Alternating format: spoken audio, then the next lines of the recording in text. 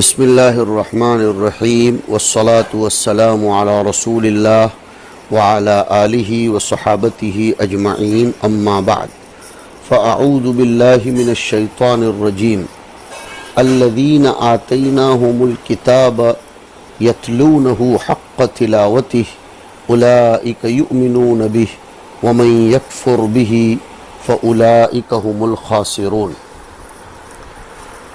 جن لوگوں کو ہم نے کتاب دی بشرطے کہ وہ اس کی تلاوت کرتے رہے جس طرح کے تلاوت کا حق ہے، ایسے لوگ اس پر ایمان لاتے ہیں، اور جو شخص نہیں مانے گا خود ہی ایسے لوگ خسارے میں رہیں گے۔ اس آیت کریمہ کی دو تفسیریں ہیں، مگر دونوں میں ایک امر مشترک ہے، وہ یہ کہ تلاوت کرنے والوں کی مدح اور تعریف ہے۔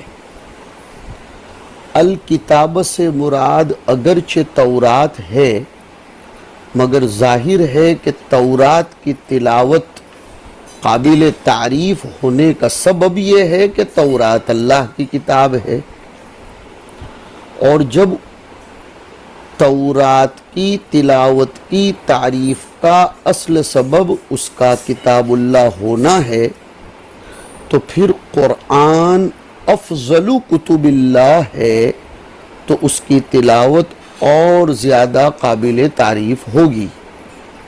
اور اسی آیت سے قرآن کریم کی تلاوت کی فضیلت بطریق اولا ثابت ہوگی، الاستدلال بطریق الاولویت۔ اس سے پتہ ہونا چاہیے کہ تلاوت کتاب اللہ کی حقیقت اللہ سے باتیں کرنا ہے، کہ تم ہم سے باتیں تو کرو گے لیکن قاعدے اور ادب کے ساتھ کرنا۔ اس کو کہا کہ یتلونہ حق تلاوتی۔ یہ ترکیب کے اعتبار سے جملہ خبریہ ہے، لیکن معنن و مقصدن انشاء ہے، یعنی تلاوت کرنے والوں کو چاہیے کہ اس کے حقوق ادا کرے۔ تلاوت حقہ کے 3 حقوق ہیں۔ نمبر 1 ظاہری، یعنی ہر لفظ کو علیحدہ صاف مخرج سے ادا کرنا۔ نمبر 2 مدلول الفاظ کو سمجھنا، اور نمبر 3 اس کے احکام، اس کی گائیڈ لائن پر عمل کرنا۔ جب تلاوت کی حقیقت معلوم ہو گئی تو سمجھ میں آتا ہے کہ حقوق 2 طرح کے ہوتے ہیں، باطنی اور ظاہری۔ تعلیم شریعت پر قربان جائیے کہ اعمال میں صرف بناوٹ نہیں بلکہ ظاہری حقوق بھی بتائے، اور باطنی کو ظاہری سے زیادہ ضروری قرار دیا گیا۔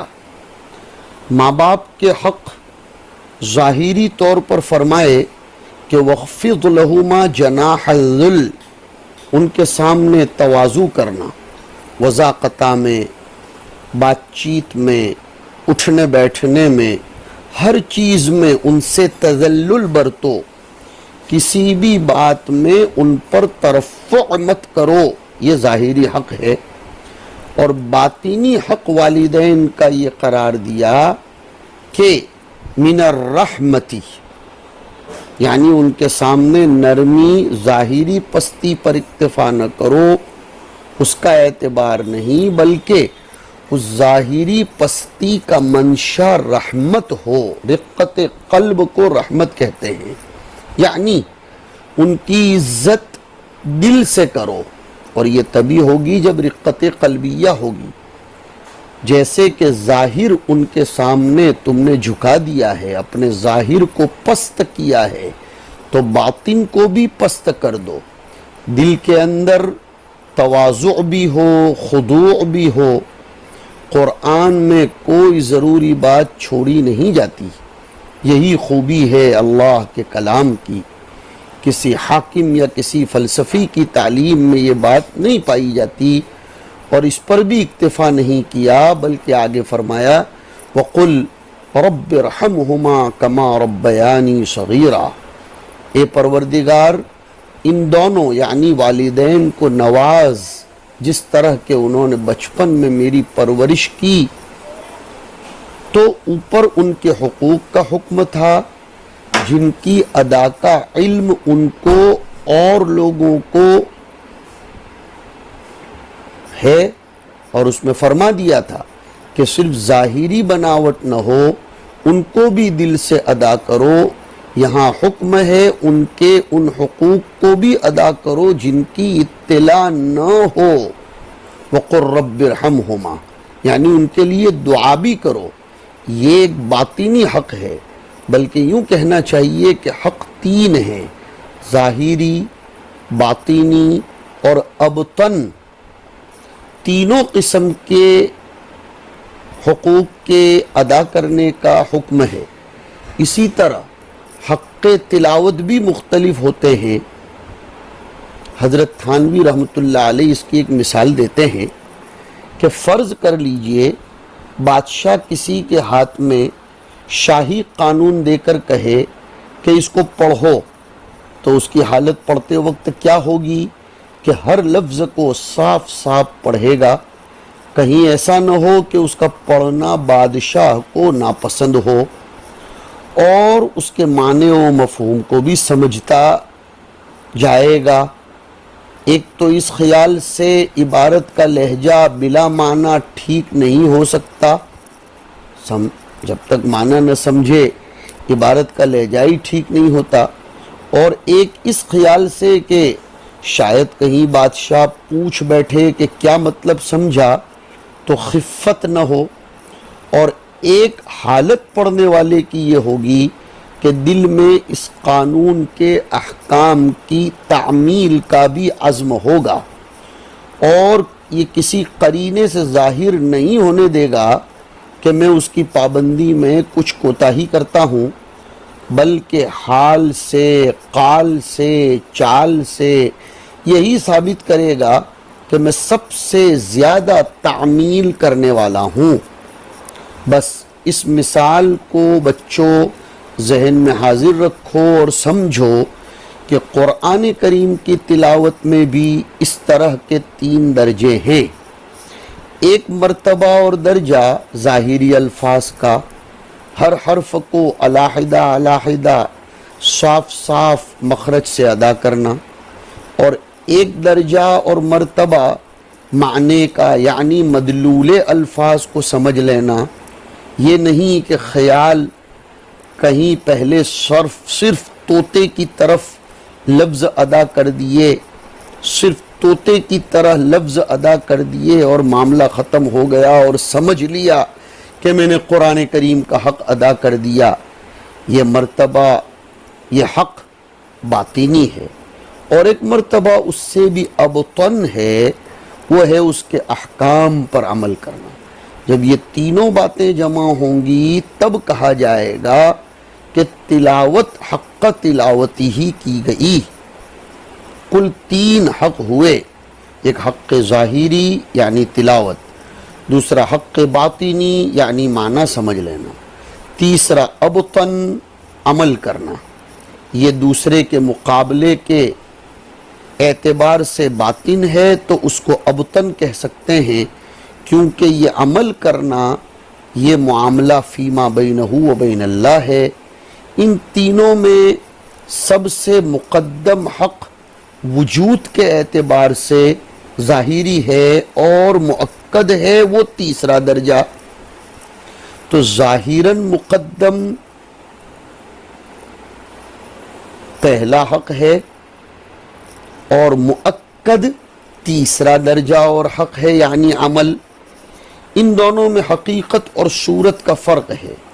اصل چیز حقیقت ہوتی ہے، لیکن وجود اس لباس صورت میں ہوتا ہے، پس حقیقت بلا صورت کے باطل ہے اور صورت بلا حقیقت کے باطل۔ سمجھتے ہیں آپ بات؟ کہ وجوداً لباس صورتاً مقدم ہوتا ہے. مانا ہم نے حقیقت اصل چیز ہے، لیکن وجود اس حقیقت کا لباس کی صورت میں ہوتا ہے، یعنی الفاظ کی صورت میں. تو حقیقت بلا صورت کے باطل اور صورت بلا حقیقت کے باطل. اللہ نے آگے فرمایا اولئک یؤمنون بہ، جو لوگ تلاوت کا حق ادا کرتے ہیں وہی ایمان رکھتے ہیں. تو عمل موقوف علیہ ہے کمال ایمان کا، اور کمال ایمان کی تحصیل واجب ہے، لہذا عمل بھی واجب ہوگا. کمال ایمان کا وجوب اس آیت میں صاف صراحتاً ہے. حق تلاوت کا تیسرا درجہ مستحب نہیں بلکہ واجب ہے. ہاں وجوب فی الفور نہ ہو، تدریجاً ہو. مسلمان ہوتے ہی یہ فرض نہیں ہو جاتا کہ تمام فروع اسلامیہ پر بھی عبور ہو جائے، اور نہ یہ فرض ہو جاتا ہے کہ قرآن کریم کے تینوں حق فوراً ہی ادا کرے.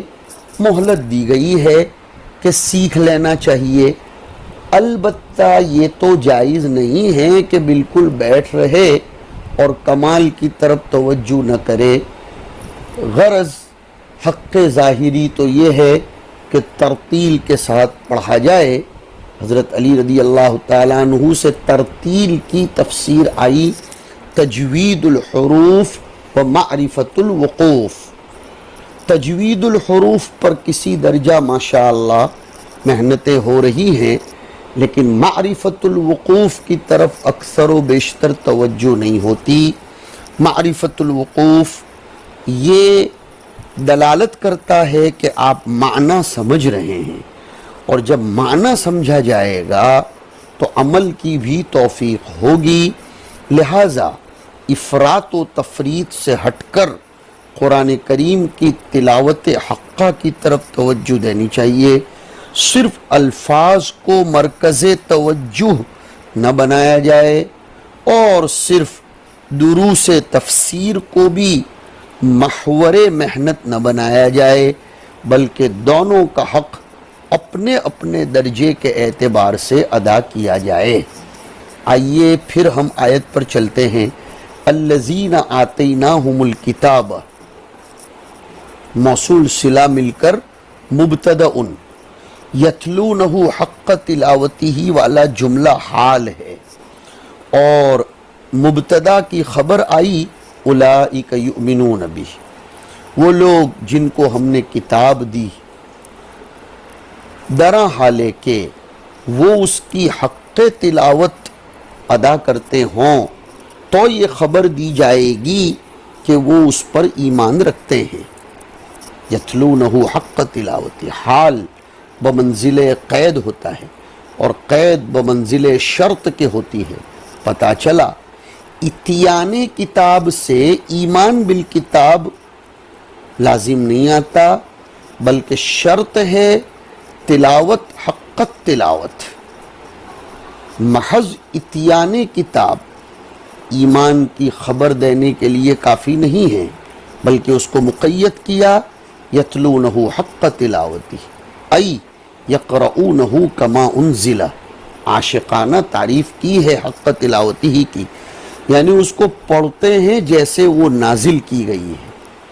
چونکہ یہ لوگ لفظاً اور معناً تحریف کرتے تھے، اس لیے یہ قید لگائی کہ یقرؤونہ کما انزل. اہل کتاب کے باب میں یہ بات ہم پیش نظر رکھیں گے کہ وہ اس کو پڑھتے ہیں تورات کو جیسے نازل کی گئی، اس میں تحریف نہیں کرتے، اس میں تبدیلی نہیں کرتے. اب ظاہر بات ہے جب اس میں تحریف نہیں کریں گے تو حضور کی صفات کی طرف بھی توجہ ہوگی.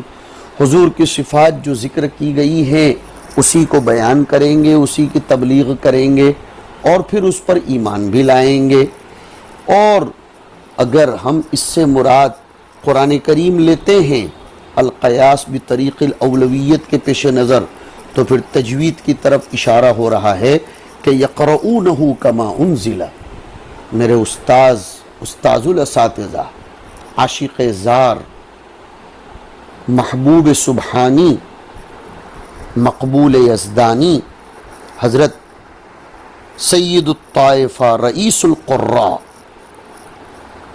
قاری انیس صاحب نور اللہ مرقدہ سے، جن سے ہم نے فوائد مکیہ، خلاصۃ البیان، المقدمۃ الجزریہ اور حفظ کی تکمیل کی رحمہ اللہ تعالی رحمتا واسعہ، وہ تو تجوید کی تعریف ہی نرالے انداز میں عشق کی چنگاریوں میں اپنے آپ کو روشن کرتے ہوئے کرتے تھے کہ تجوید کہتے ہیں حضور پر جس انداز میں قرآن کریم اترا ہے اس انداز میں پڑھنا، جبرائیل نے جس طرح پڑھایا ہے اس انداز میں پڑھنا، اور حضور نے جس انداز میں پڑھایا صحابہ کو، عبداللہ ابن مسعود رضی اللہ تعالی عنہ کو، اس انداز میں قرآن پڑھنا، یہ ہے یقرؤونہ کما انزل۔ دونوں کے اعتبار سے میں نے تفسیر کر دی۔ والجملۃ حال، یہ یتلونہ حق تلاوتہ والا جملہ حال ہے، اور حق نصیبہ علی المصدر، یہ مفعول مطلق کی صفت ہونے کی بنا پر منصوب ہے، اضافت الصفت الی الموصوف، یتلونہ تلاوتاً حقتاً، تو یہ مفعول مطلق ہونے کی بنا پر منصوب ہے، اس کو کہا نصیبہ علی المصدر، اس لیے کہ وہ تلاوت کی صفت ہے اصل میں، تقدیر عبارت میں نے بتائی تلاوتاً حقتاً، اور جب مصدر کی صفت کو مقدم کر کے اس صفت کی مصدر کی طرف اضافت کر دی جائے تو وہ بھی منصوب ہوگا جیسے مصدر منصوب ہوتا ہے۔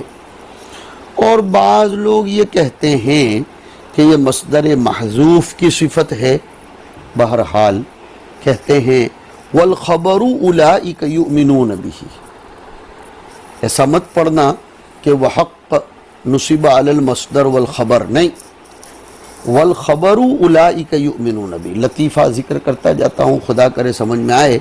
والخبر اولئک یؤمنون بہ معنوی اعتبار سے تو ترجمہ یہ ہوگا کہ الذین آتیناہم الکتاب کی خبر اولئک یؤمنون بہ ہے، لیکن ظاہری عبارت میں ہم یہ بھی بول سکتے ہیں کہ والخبر مبتدا ہے اور اولئک یؤمنون بہ اس کی خبر ہے، اللہ کرے سمجھ میں آیا ہو۔ خیر، نزلت فی جماعت قدیموا من الحبشۃ واسلموا، یہ آیت کریمہ شان نزول بیان کر رہے ہیں۔ جب آیت بیان کرنے کے بعد نزلت کہتے ہیں تو تم نے مزاج جلالین کو سمجھا ہے کہ وہ شان نزول بیان کرنا ہوتا ہے۔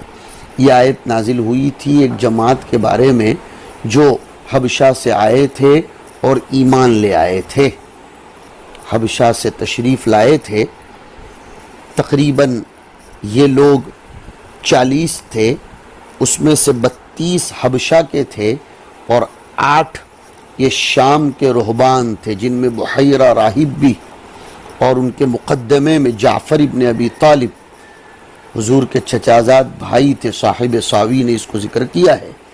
تو یہ لوگ یتلونہ حق تلاوتہ ہی کرتے تھے، تبھی تو ایمان لائے، اس لیے کہ جب تورات کی حق تلاوت کی جائے گی تو اس میں ذکر محمد ہوگا۔ آگے فرمایا وَمَن يَكْفُرْ بِهِ أَيْ بِالْكِتَابِ الْمُوتَى، جو دی ہوئی کتاب کا انکار کرے گا، اور انکار کا مطلب بِأَن يُحَرِّفَهُ، لفظاً معناً اس کی تحریف کرے گا، فَأُولَئِكَ هُمُ الْخَاسِرُونَ، تو یہ لوگ سراپا خسارہ اٹھانے والے ہیں۔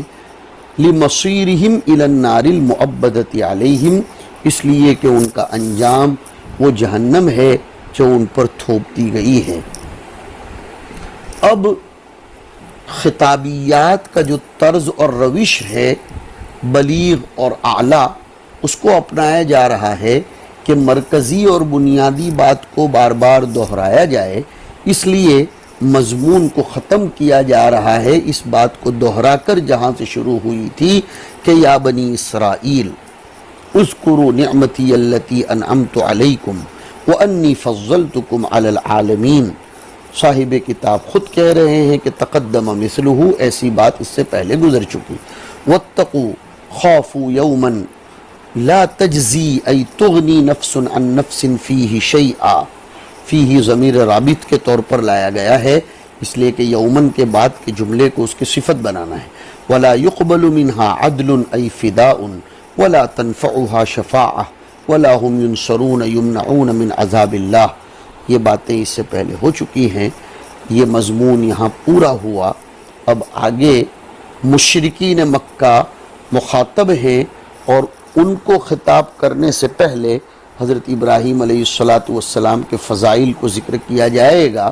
حضرت ابراہیم پر چونکہ یہود و نصارہ و مشرکین سبھی متفق تھے، یہ متفق علیہ نبی ہیں علیہ السلام، اس لیے ان کا تذکرہ سیرت ابراہیمی کی شکل میں اور اس کے ضمن میں کعبۃ اللہ کا تذکرہ، اس کے ضمن میں ملت ابراہیم، قبلہ ابراہیم، شریعت ابراہیم جو اقرب ہے شریعت محمدیہ کے، اس کا ذکر آئے گا. اللہم وفقنا لما تحب وترضى واجعل آخرتنا خیرا من الاولى وصلی اللہ علی النبی الکریم.